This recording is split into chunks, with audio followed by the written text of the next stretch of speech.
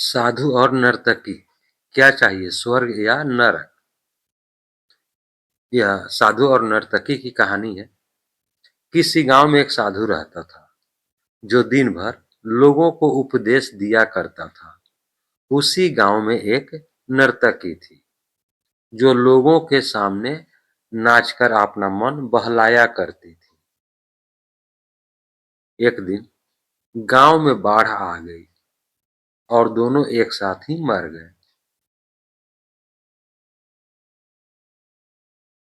मरने के बाद जब ये दोनों यमलोक पहुंचे तो उनके कर्मों और उनके पीछे भावनाओं के आधार पर इन्हें स्वर्ग या नरक दिए जाने की बात कही गई। साधु खुद को स्वर्ग मिलने को लेकर पूरा आश्वस्त था।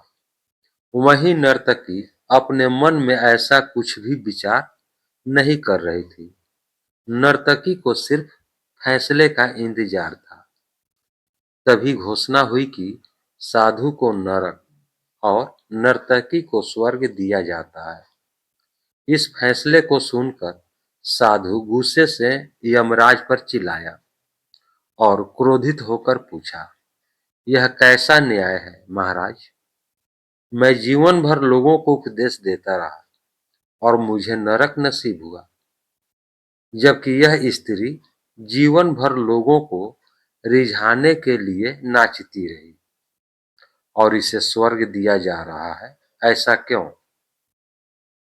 यमराज ने शांत भाव से उत्तर दिया, यह नर्तकी अपना पेट भरने के लिए नाचती थी, लेकिन इसके मन में यही भावना थी कि मैं अपनी कला को ईश्वर के चरणों में समर्पित कर रही हूँ, जबकि तुम उपदेश देते हुए भी यह सोचते थे कि काश तुम्हें भी नर्तकी का नाच देखने को मिल जाता। हे साधु, लगता है तुम इस ईश्वर के इस महत्वपूर्ण संदेश को भूल गए कि इंसान के कर्म से अधिक कर्म करने की पीछे की भावनाएं मायने रखती है। अतः तुम्हें नरक और नर्तकी को स्वर्ग दिया जाता है।